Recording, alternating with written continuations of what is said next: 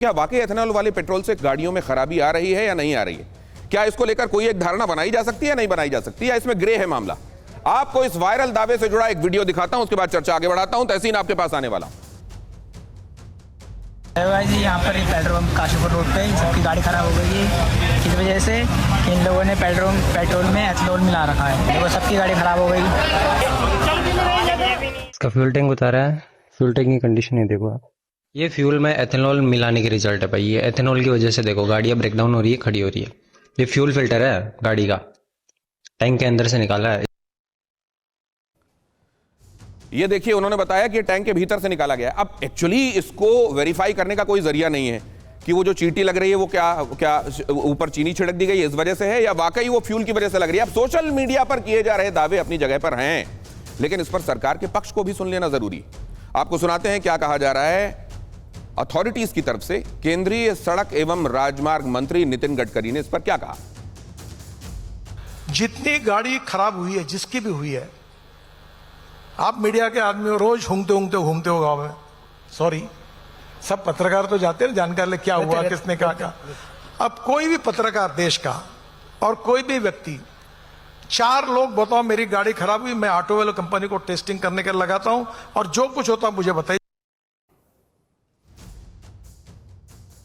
E20 को लेकर तमाम लोगों की आवाज बनने की कोशिशें भी चल रही हैं। बहरहाल तहसीन पूनावाला जो हैं वो देश में अलग अलग जगह पर इस मुद्दे को लेकर विरोध प्रदर्शन का चेहरा अभी बने हुए हैं। वो इस ड्राइव को भी आगे बढ़ा रहे हैं। तो तब जब तहसीन ये कहा जा रहा है कि इतना बड़ा एक्सचेकर 11 लाख करोड़ रुपए आप जो तेल में हर साल खर्च करते हैं, डॉलर खर्च करते हैं, जब आप पर्यावरण को बेहतर कर सकते हैं अगर आप ब्लेंडेड पेट्रोल इस्तेमाल करेंगे, वैसे में आप ये जो एंटी ड्राइव चला रहे हैं, ये ठीक है?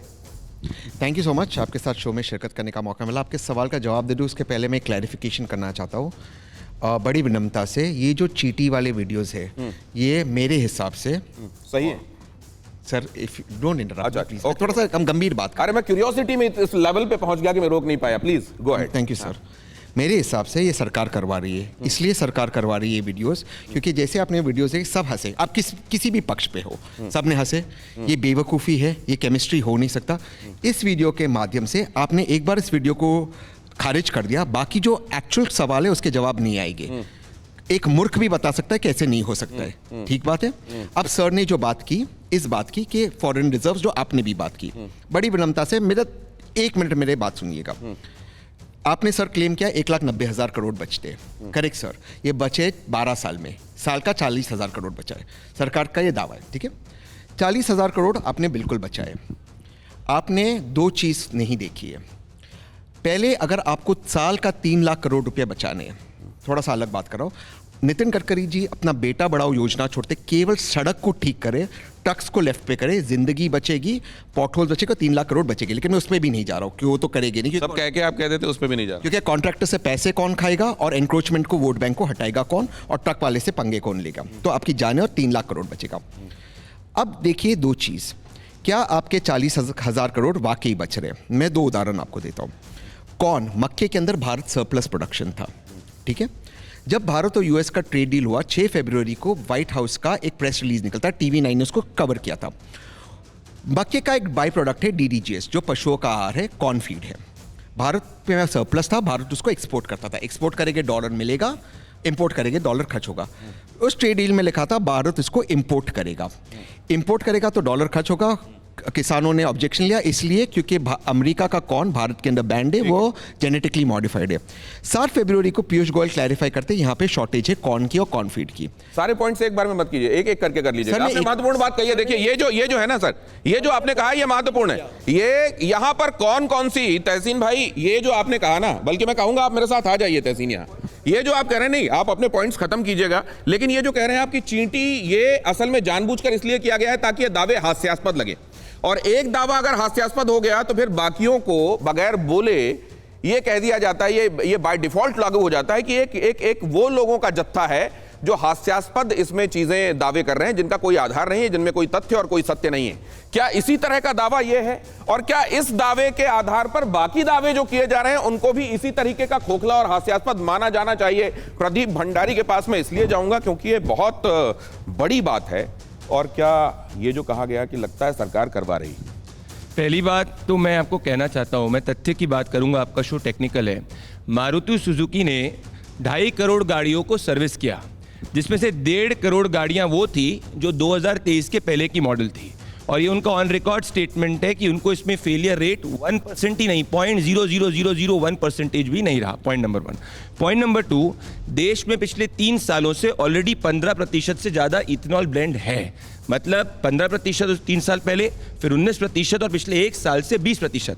हर साल 20 करोड़ 2 व्हीलर्स और 20 लाख 4 व्हीलर्स इस पे चल रही है। तो हमने नया डिस्कवरी नहीं करी है। तो पिछले 3 साल से कोई देश के अंदर अगर 20 लाख गाड़ियां भी खराब होती तो आप सड़कों पे देखते ये सरेआम झूठ है। कुछ लोग अज्ञानता पूर्वक कर रहे हैं, दूसरे लोग कुछ विदेशों की दलाली करने का प्रयास कर रहे हैं। पॉइंट नंबर 3, मैं आपसे सीधी बात पूछना चाहता हूं, भाई कोई भी गाड़ी आती है, वो गाड़ी का पूरा टेक्निकल टेस्ट होता है, ब्रेक टेस्ट होता है, सब कुछ होता है, उसके बाद गाड़ी सड़क पे आती है। 10 दिन में सरकार की कोई पॉलिसी में परिवर्तन नहीं आया कि लोगों को लगा कि अरे 10 दिन पहले इथेनॉल ब्लेंडेड पेट्रोल है। ये पूरे आम सरेआम झूठा एजेंडा है और इसके कोई अच्छा, गाड़ी। एक बात बताइए प्रदीप भाई, क्या ऐसा हुआ है कि एथेनॉल ब्लेंडिंग को लेकर जो समय सीमा है उसको प्रीपोन कर दिया गया, जो बाद में 2030 के लिए लागू किया गया था उसको 2025 में लागू करने की कोशिश की गई।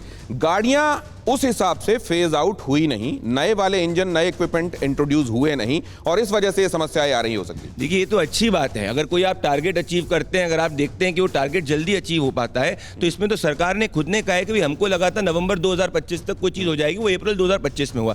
12 साल पहले इतना नहीं, लेकिन आप ऐसा नहीं होगा ना कि खरीफ की फसल को रबी में बो दो क्या, और ये बोलो कि देखो हमने पहले कर दिया। कोई भी गाड़ी जब आती है, हाँ। इसमें 1.5 करोड़ गाड़ियां क्या 1 साल पहले की गाड़ी है कि 2023 के पहले की मॉडल की है? चलिए, तो ऐसा नहीं है, और अगर वक्त से पहले हमने उसको अचीव किया है तो इसकी तो तारीफ होना चाहिए। लेकिन हमारे साथ नंद कुमार हैं, जिनको प्यार से हम सैम भी कहते हैं, और मैं तो आज वो प्यार वाला नाम ही आपका लेना चाहूंगा। सैम भाई, ये बताइए, अभी तक तो ये पेट्रोल में हमको पानी अलग होता हुआ दिखा नहीं, क्योंकि हमने इसीलिए इसको रखा हुआ है कि क्या ये एथेनॉल ब्लेंडेड पेट्रोल में पानी अलग होने लगता है। ये इस पर लगातार निगाह रखिएगा, इसको जरा क्लोज काटिए, हमारे दर्शकों को दिखाइए। अभी तक ये पूरे पेट्रोल में कोई अलग से तह बनी नहीं है, कोई लेयर बनी नहीं है, ये अभी तक क्लीन ही दिखाई दे रहा है, ये पूरा एक रंग का दिखाई दे रहा है, इसमें अलग अलग लेयर नहीं बनी। लेकिन नंद भाई, इसमें ये क्या वाकई कई चीजें ग्रे हैं क्या, जिनको स्पष्ट रूप से न तो ये कहा जा सकता कि हाँ ऐसा है, न ये कहा जा सकता कि नहीं ऐसा नहीं है? इसमें कुछ ग्रे एरिया भी है क्या?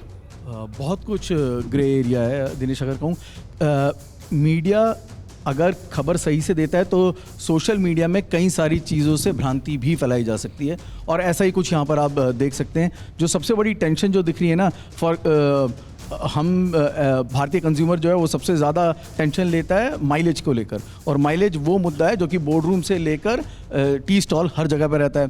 और इथेनॉल से जो अगर कैलोरीफिक वैल्यू अगर क्लियरली समझा दिया जाए कंज्यूमर को कि आपको उसके इस्तेमाल के बाद इतना डिफरेंस आने वाला है, वो OEMs की तरफ से भी कदम उठना चाहिए, क्योंकि जब ARAI टेस्टिंग करती है, अगर उसने E20 ब्लेंड के साथ टेस्ट किया, then why are they giving this figure? उनको सीधा सीधा वही फिगर दे देनी चाहिए। कंज्यूमर के साथ क्लैरिटी हो जाएगी, कंज्यूमर को आप कैलोरीफिक वैल्यू समझा दीजिए, क्लैरिटी मिल जाएगी।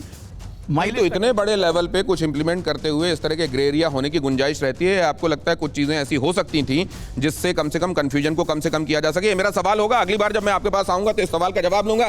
लेकिन ये जो पहला सवाल था, उसके जवाब में यहां पर लोगों ने क्या कहा, एक बार बहुत जल्दी से इसमें एक प्लेबिसाइट जैसा कर लेते हैं। ये बताइए, क्या E20 या ब्लेंडेड पेट्रोल डालने से गाड़ियां खराब होती हैं? हां कहने वाले कितने लोग हैं आप में से, एक्सपर्ट्स में से? एक हाथ उठा, दूसरा हाथ उठा, तीसरा हाथ उठा, चौथा हाथ उठा, पांचवा भी उठा, और एक आधा हाथ उठा, मतलब इसमें कुछ ग्रे है। अच्छा, गाड़ियां खराब नहीं होती हैं ऐसा कहने वाले कितने लोग हैं? एक हाथ।